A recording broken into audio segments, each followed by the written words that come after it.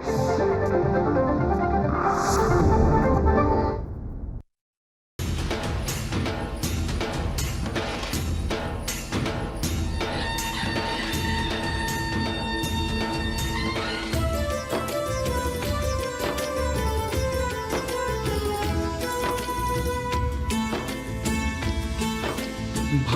आपुले थोर म्हणून जाहलो मराठी, विश्वाच्या गाभारी गरजे मराठी.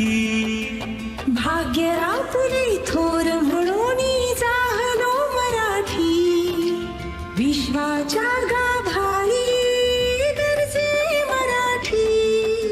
गरजे मराठी, गरजे मराठी, विश्वाच्या गाभारी गरजे मराठी. मंडळी नमस्कार. गरजे मराठी प्रस्तुत विश्वाच्या गाभारी गरजे मराठी या कार्यक्रमामध्ये आपल्या सगळ्यांचं मनापासून स्वागत. आजच्या भागामध्ये आपल्याकडे आले आहेत रेनमॅक इंकचे संस्थापक निलेश दीक्षित सर. निलेश दीक्षित हे अमेरिकेतील मिशिगन इथे मुख्यालय असलेल्या रेनमॅक इंकचे संस्थापक आहेत. रेनमॅक इंडिया प्रायव्हेट लिमिटेडचे ते संस्थापक आणि व्यवस्थापकीय संचालकही आहेत. 1995 साली मेकॅनिकल इंजिनियर झाल्यावर दीक्षित यांनी जानेवारी 1996 उद्योजकतेच्या प्रवासाला सुरुवात केली आणि रेनमॅकनं औद्योगिक आणि रेल्वे उपकरण निर्मितीच्या क्षेत्रात एक अग्रगण्य कंपनी म्हणून नाव कमावलं. सुरुवातीला मशीन टूल्ससाठी विशेष देखभाल सेवा पुरवण्याचं काम केल्यावर 1997 पर्यंत रेनमॅकने भारतीय रेल्वेमध्ये आपले भक्कम स्थान निर्माण केले. 2017 मेक इन इंडिया उपक्रमाच्या अनुषंगानं त्यांनी आघाडीच्या युरोपियन कंपन्यांसोबत संयुक्त उपक्रम सुरू केले. त्यामुळे उच्च दर्जाच्या रेल्वे आणि मेट्रो उपकरणांचे स्थानिक उत्पादन शक्य झाले आहे. रेनमॅक मेट्रो रेल्वेसाठी बॅटरीवर चालणारे रेलकम रोड शेडर्सचं उत्पादन आणि पुरवठा करणारी पहिली भारतीय कंपनी बनली आहे. रेल्वे सेवेबद्दल विशेष गौरव महाबीज दुबईतर्फे व्यवसाय उत्कृष्टता पुरस्कार, गोदरेजतर्फे सर्वोत्कृष्ट भागीदार पुरस्कार, BBNGचा पुरस्कार असे पुरस्कार त्यांना प्राप्त झाले आहेत. या व्यतिरिक्त वाशी इथल्या फादर ॲग्नेल पॉलिटेक्निकच्या नियामक परिषदेवर औद्योगिक सदस्य म्हणून ते कार्यरत आहेत. ते SCGT, Mumbai elite, GMG, BBNG, TEN तसंच ASM सारख्या अनेक व्यावसायिक नेटवर्कमध्ये सक्रियपणे सहभागी आहेत. भेटूया निलेश दीक्षित यांना.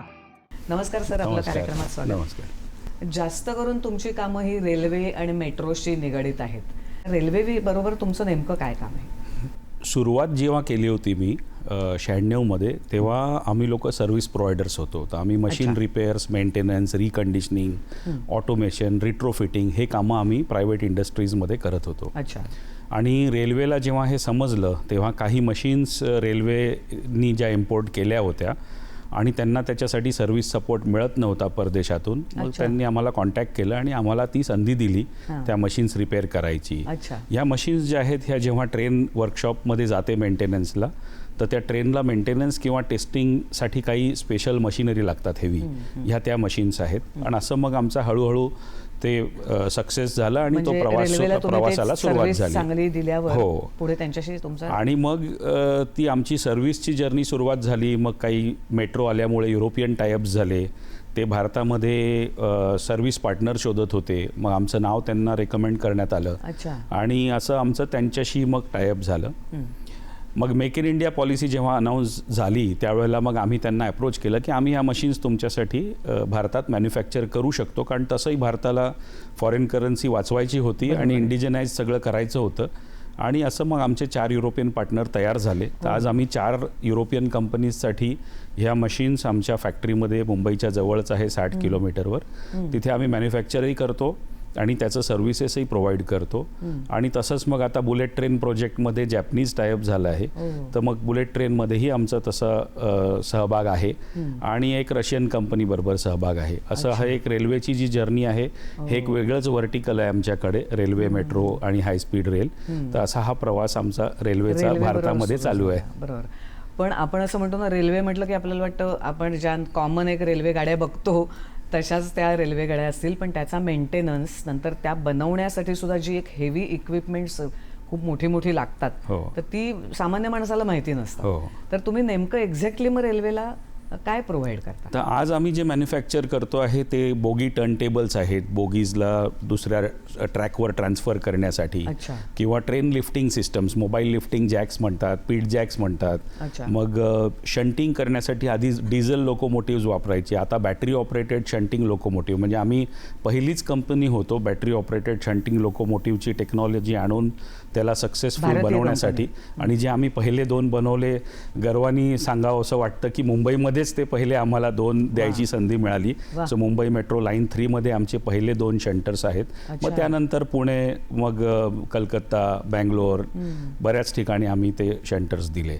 मग ड्रायव्हर ट्रेनिंग सिम्युलेटर्स आहेत, तर ट्रेनच्या ड्रायव्हरला ट्रेनिंग द्यायला सिम्युलेटर्स असतात, हे आम्ही बनवतो. Train lifting systems, bogie testing machines आहेत. अच्छा. मग ह्या सगळ्या मशीन्स ज्या आहेत ह्या पॅसेंजर सेफ्टी आणि पॅसेंजर कम्फर्टशी रिलेटेड आहे. तर जेव्हा ट्रेन मेंटेनन्सला येते त्याचं प्रॉपर मेंटेनन्सही झालं पाहिजे आणि ट्रेन वर्कशॉपच्या बाहेर निघायच्या आधी त्याचं टेस्टिंगही झालं पाहिजे. तर ही पूर्ण जी मेंटेनन्सची जी ट्रेनची एक सायकल असते त्याच्यामध्ये लागणाऱ्या आम्ही सगळ्या मशिनरी मॅन्युफॅक्चरिंग करतो. ती मशिनरी देऊन थांबत नाही, तर त्याच्यानंतरचा मेंटेनन्स हो. तो पण खूप महत्त्वाचा हो, आहे. कारण आता आम्ही याचे OEM असल्यामुळे मग रेल्वे मेट्रो प्रिफर करतं की ह्याचं मेंटेनन्स OEMच्याच हातात असावं, म्हणजे ते चांगल्या कंडिशनमध्ये मशीन ठेवल्या जाईल. तर मग आम्ही त्याचं वॉरंटी संपली की 5 वर्ष, 10 वर्ष किंवा 15 वर्षाचे असे मेंटेनन्स कॉन्ट्रॅक्ट्स असतात, हेही आम्ही ऑफर करतो आणि आम्ही हे करतो रेल्वे आणि मग आता मेट्रोमध्ये. ह्या सगळ्याला तुमच्याकडे स्टाफ किती आहे? आमच्याकडे आता टोटल 80 लोक आहेत, ज्याच्यातले 30 ऑफिसमध्ये आहेत, 40 फॅक्टरीमध्ये आहेत आणि मग भारतामध्ये सर्व्हिस इंजिनियर्स आहेत वेगळ्या वेगळ्या ठिकाणी. त्या ठिकाणी परत हो, कॉन्ट्रॅक्ट बेसिसवर आणि मग आणखीन- बाकी मग इन्स्टॉलेशनसाठी कॉन्ट्रॅक्टवर लोकली किंवा तिन्ही शिफ्टमध्ये जेव्हा मेंटेनन्स कॉन्ट्रॅक्ट चालतात तेव्हा आम्हाला मग लोकली मग तसा सेटअप करावा लागतो. बरोबर. मग आता रेल्वेतनं तुमची सुरुवात झाल्यानंतर, म्हणजे तुम्ही 1995ला इंजिनिअरिंग पासआउट झालात, लगेच 96 नंतर तुम्ही कामं सुरूच केलीत.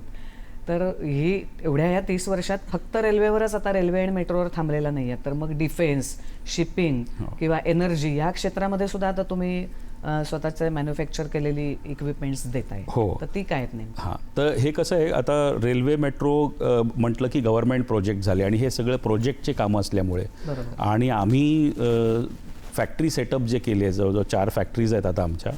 तर आता आम्हाला कसं आहे की सेम इन्फ्रास्ट्रक्चर आणि त्याच रिसोर्सेसमध्ये दुसऱ्याही सेगमेंट्सला मग आम्हाला सपोर्ट देता येईल या उद्देशाने आम्ही defence, shipping, irrigation, energy segment, oil and gas segment इथेही मग आमचं मॅन्युफॅक्चरिंग सपोर्ट एक्सटेंड करतो आहे.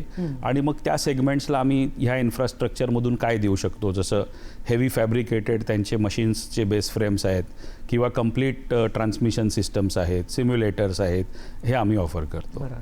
तर ह्या ज्या गव्हर्नमेंट पॉलिसी आहेत यासुद्धा मराठी तरुणांना उद्योजक बनण्यासाठी कशा उपयोगी पडतायत आणि त्याच्याबद्दल तुम्ही समाधानी आहात का उद्योजक म्हणून? हो, गव्हर्नमेंटनी MSME पॉलिसी तर काढलीच आहे, म्हणजे अगदी मराठी उद्योजकांना ती लिमिटेड नाही आहे, पण सगळ्याच स्टार्टअप्सला किंवा उद्योजकांसाठी ती पॉलिसी आहे. आणि बऱ्यापैकी बऱ्याच फॅसिलिटीज गव्हर्नमेंटने ओपन केल्या आहेत त्याच्यामध्ये आणि वेगळ्या वेगळ्या लेवल्सला तो सपोर्ट गव्हर्नमेंटकडून मिळतो. पण शेवटी एकदा तो उद्योग सुरुवात झाली की मग आपण काय इनोव्हेशन करतो आहे, आपण कुठल्या पद्धतीत त्याला स्केलअप करतो आहे, हे शेवटी मग त्या उद्योजकावरच डिपेंड करतं. तर मग तुम्हाला अमेरिकेत जाऊन आपण आता आपली एक कंपनी रजिस्टर करावी, म्हणजे त्याचा फायदा काय? आणि आपण आता म्हणजे थोडक्यात अमेरिकन उद्योजक झालोय, तर ते तसं करावं, कसं काय सुचलं? एक साधारण 1.5 वर्षापूर्वी मी हा कॉल घेतला होता की आता आपलं जे मॅन्युफॅक्चरिंग आहे हे भारतामध्येच लिमिटेड न ठेवता आपण एक्सपोर्ट्सही चालू केलं पाहिजे. मग आम्ही गल्फ, साऊथ आफ्रिका आणि अमेरिका असं हे 3 आम्ही कंट्रीज त्याच्यामध्ये शॉर्टलिस्ट केल्या होत्या. दुबईमध्ये ऑलरेडी हो संधी खूप आहेत आणि ऑलरेडी दुबईमध्ये आम्ही एक सेल्स रिप्रेझेंटेटिव्ह नॉमिनेट केला आहे आणि तिथून त्यांच्याकडून आम्हाला एन्क्वायरीज येत असतात. आणि गरजे मराठीमुळे मला जेव्हा अमेरिकेला जायची संधी मिळत होती पहिल्या कॉन्फरन्ससाठी मागच्या वर्षी, मग तेव्हा तो एक माझ्यासाठी एक चांगला पर्याय होता की आपण प्रत्यक्ष जाऊन तिकडची इंडस्ट्री बघावी, ॲसेस करावी आणि मग ठरवावं की आपण तिथे काय करू शकतो. आणि ती संधीतून मग मला बऱ्याच तिथे अपॉर्च्युनिटीज दिसल्या. तिथून मग ते अक्षरशः पेरल्या गेलं की नाही आता आपल्याला इथे एक बेस असलाच पाहिजे आणि त्या उद्देशाने मग तिथे सुरुवात झाली. आता तुम्ही गर्जे मराठीवर आलायत त्यामुळे मी गर्जे मराठीविषयीच बोलीन, पण त्याआधी आपण एक घेऊया छोटासा ब्रेक. विश्वाच्या गाभारी गरजे मराठी. गरजे मराठी प्रस्तुत विश्वाच्या गाभारी गरजे मराठी या कार्यक्रमामध्ये आपलं पुन्हा एकदा स्वागत. तुम्ही गरजे मराठीशी मग कसे काय कनेक्टेड झालात आणि तुम्ही गरजे मराठीला आता तुमच्या अनुभवाचा कसा उपयोग करून देताय? माझी गरजे मराठीची जी पहिली ओळख झाली ती मागच्या वर्षीच झाली, जेव्हा गरजे मराठीची कॉन्फरन्स न्यू जर्सीमध्ये अनाऊन्स झाली होती. आणि माझा एक मित्र आहे टोकियोमध्ये, जपानमध्ये, आम्ही बसलो होतो आणि त्यांनी मला सजेस्ट केलं की तू जा तिथे, ही कॉन्फरन्स अटेंड कर आणि तिथे आपले सगळे मराठी माणसं आहेत आणि तुला ऑलरेडी अमेरिकेमध्ये एक्सप्लोअर करतोच आहे बिझनेस, तर ते हे एक संधी आहे. आणि तसं मग मी गरजे मराठीमध्ये मग आनंद गाणू जे फाउंडर मेंबर आहेत त्यांना कॉन्टॅक्ट केला.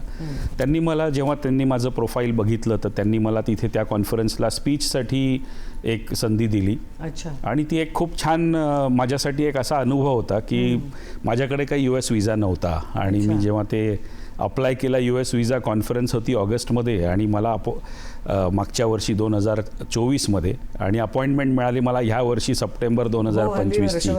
मग मी आनंद गाणूंना सांगितलं की सर माझं काही येणं होत नाही आहे त्या स्पीचसाठी, तुम्ही मला इन्व्हाइट केलं तर खरं, पण असं मला व्हिसा नाही मिळत आहे. ते म्हणा अरे काय इश्यू आहे? म्हटलं नाही असं अपॉइंटमेंट नाही, ठीक आहे मला ॲप्लिकेशनची कॉपी पाठवा. आणि मी ॲप्लिकेशनची कॉपी पाठवली आणि मला तिसऱ्या दिवशी US कॉन्सुलेटमधून ईमेल आला की तुमची अपॉइंटमेंट प्रीपोन केल्या गेली आहे आणि तुम्ही या.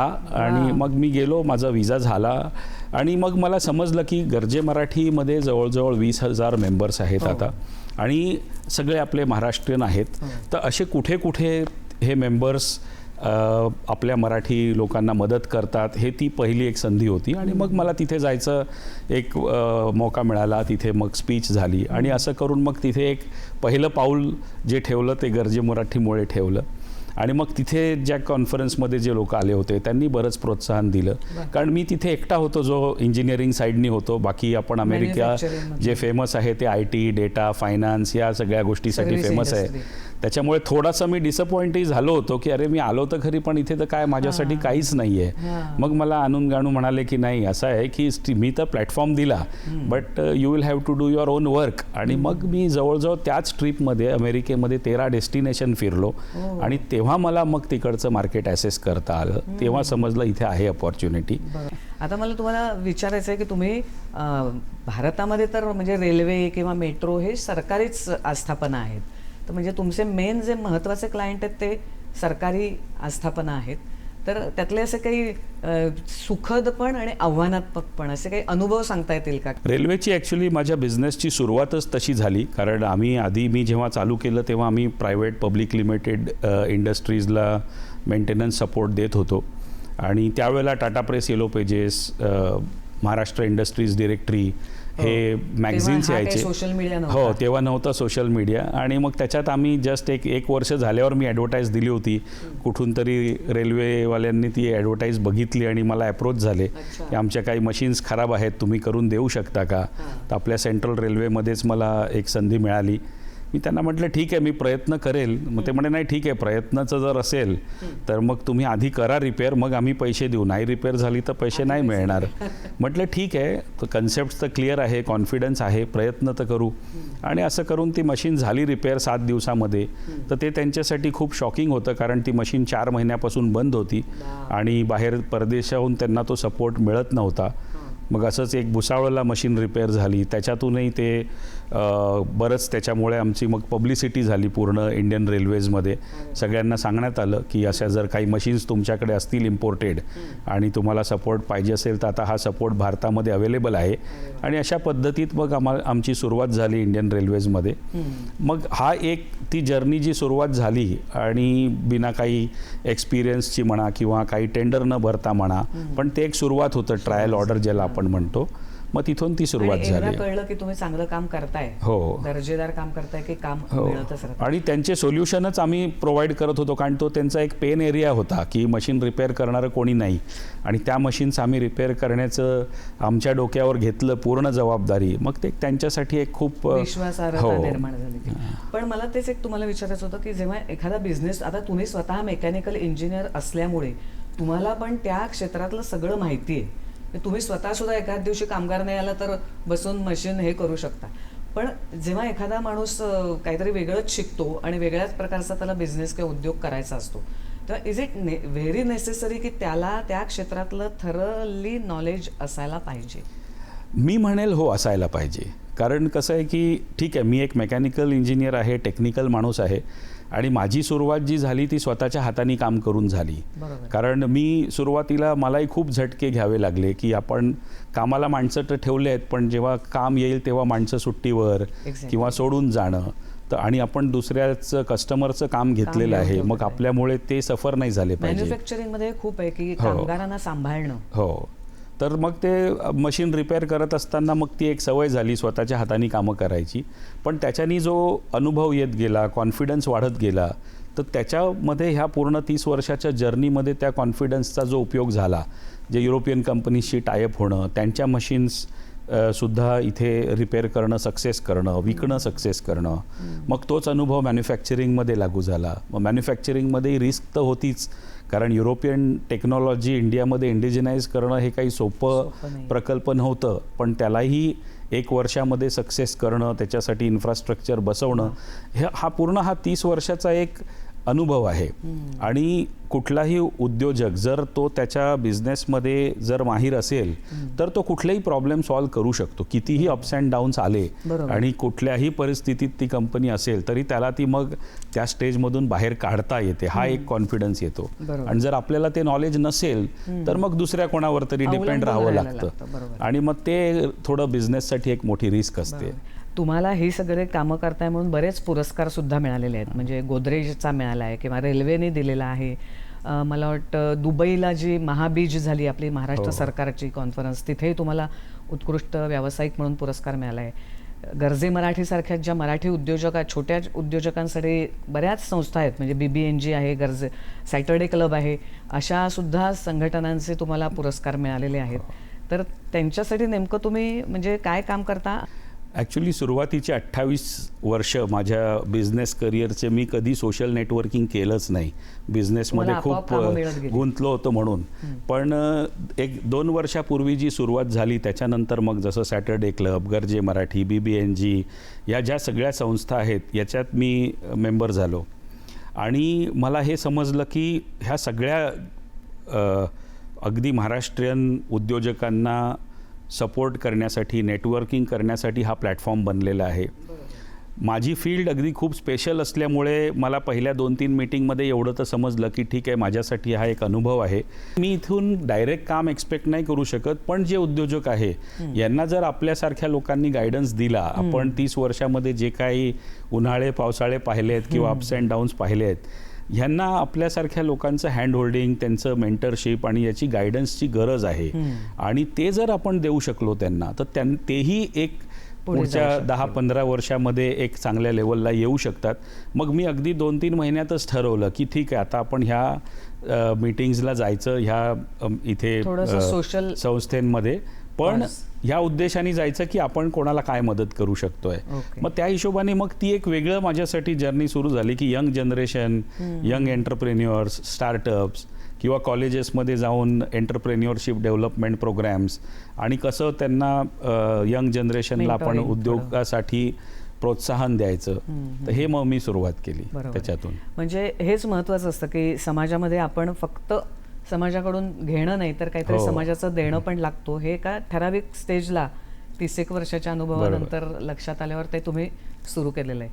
तर आता आपण आपल्या मुलाखतीच्या शेवटाकडे आलोय. एक छोटासा ब्रेक घेऊया. विश्वाच्या गाभारी गरजे मराठी. गरजे मराठी प्रस्तुत विश्वाच्या गाभारी गरजे मराठी या कार्यक्रमामध्ये आपलं पुन्हा एकदा स्वागत. आपण निलेश दीक्षित सरांशी बोलतोय. रेनमॅकचे संस्थापक आहेत ते. त्यांना मला आता आधी जाता शेवट असं विचारायचं आहे की तुमचा एवढा मोठा प्रवास आहे, 30 वर्ष तुम्ही मेट्रो, रेल्वे ह्याला तर मोठमोठी इक्विपमेंट देताय, पण आता त्याच्या पाठोपाठ तुम्ही डिफेन्स, शिपिंग, एनर्जी या क्षेत्रात सुद्धा शिरताय, एक्सपोर्ट होतोय. अनेक परदेशी कंपन्यांबरोबर तुम्ही करार केलेले आहेत, त्यांची उत्पादनं घेऊन त्याचा मेंटेनन्ससुद्धा आपल्या भारतामध्ये करण्याची कामं करताय. तर तुमचं फ्युचर विजन काय आहे? पुढे अजून काय करण्याची तुमची इच्छा आहे?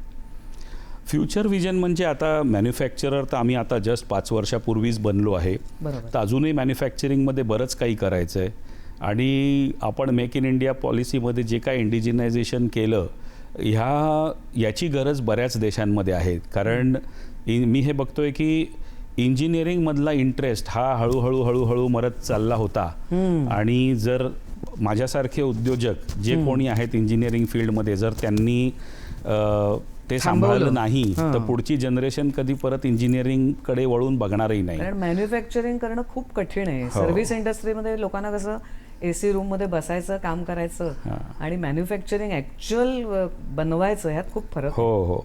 त्याच्यामुळे फ्युचर विजनमध्ये माझं सगळ्यात मेन एक इंटरेस्ट असा आहे की ज्या कुठल्या कंट्रीज मेक इन इंडिया सारख्या पॉलिसीजवर त्यांना लोकल मॅन्युफॅक्चरिंग करायचं असेल त्यांचं हँड होल्डिंग करणं, तिकडच्याही लोकांना मेंटरिंग करणं, त्यांना एक कॉन्फिडन्स देणं की इंजिनिअरिंग याला मरण नाही आहे कधीही, कारण it is a base of all engineering म्हणा किंवा कुठल्याही गोष्टीचा तो एक बेस आहे.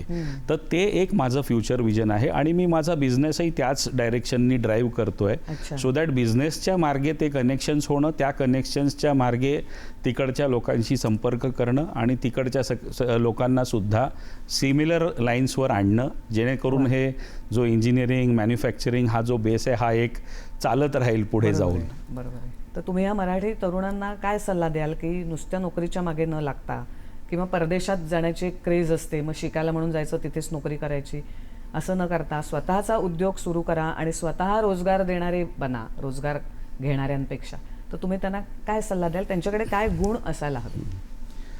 नाही, अगेन याच्यामध्ये कसं आहे की त्या तरुणांना सांगायच्या आधी मी नेहमी पहिले आधी त्यांच्या आईवडिलांना सांगतो. कारण आपल्याकडे काय नुसतं मराठीच लोकांमध्ये नाही, पण आपल्याकडे जे Orthodox cultural families, conservative families आहेत, याच्यामध्ये आपण लहानपणापासूनच आपल्या मुलांना शिकवतो की बाबा तू चांगला अभ्यास कर म्हणजे तुला चांगली नोकरी लागेल, तू चांगल्या कॉलेजमध्ये ॲडमिशन मिळेल, मग तुला चांगली नोकरी लागेल, मग तुला अमेरिकेला जायला मिळेल किंवा जर्मनीला जायला मिळेल.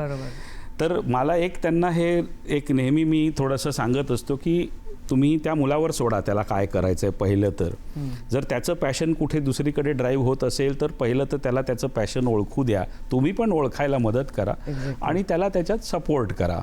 आणि मग जे हे आता मेंटरिंगमध्ये जे भेटतात स्टुडंट्स भेटतात, मग त्याच्यामध्ये ठीक आहे, ज्यांना खरोखर शिक्षणामध्ये खूप हुशार आहे आणि शिक्षणातच जायचं आहे, नोकरीच करायची आहे, मग त्यांना त्या डायरेक्शनमध्ये गाईड करणं, किंवा ज्यांना उद्योजक बनायचं आहे मग उद्योजक बनताना मग त्यांना जे हँड होल्डिंग लागेल मग त्यांना लागतो हे सपोर्ट की कारण आधी तर इंजिनिअरिंगवरून विश्वासच उडाला सगळ्यांचा. कारण माझाही मुलगा मेकॅनिकल इंजिनिअरिंगमध्ये गेला तर पहिला महिना तो इतका कन्फ्यूज होता की त्याला त्याच्या मित्रांनी सांगितलं, अरे तू कुठेतरी IT मध्ये जायचं असतं, तू कुठेतरी दुसरं काही करायचं असतं. मग मला 1 महिना लागला त्याला समजवायला की इंजिनिअरिंगला मरण नाही आहे. आणि यंग जनरेशनमध्ये ज्यांना खरोखर मला भेटतात की ज्यांना करायचं आहे, बिझनेस करायचा आहे, civil engineering, mechanical engineering, electrical, electronics, हे आपले 4 स्तंभ आहेत इंजिनिअरिंगचे.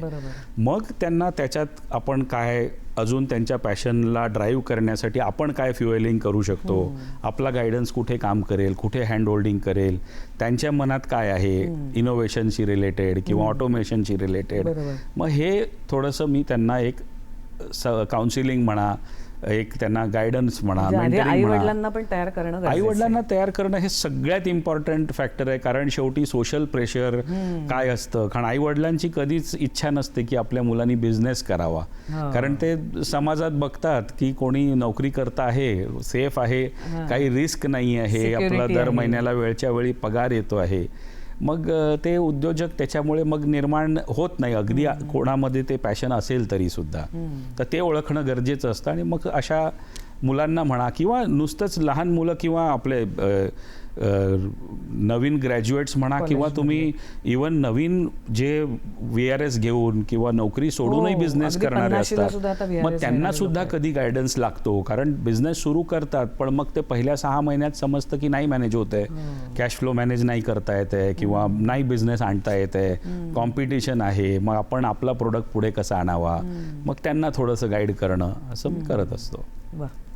म्हणजे थोडक्यात मुलांना आणि त्यांच्या आईवडिलांनाही मेंटॉरिंगची गरज आहे आणि ते केलं तर उद्योग व्यवसायात मुलं जास्तीत जास्त शिरू शकतील आणि यशस्वी होतील. नुसतं शिरून 1-2 वर्षात आणि बंद करणारे पण बरेच जण आहेत.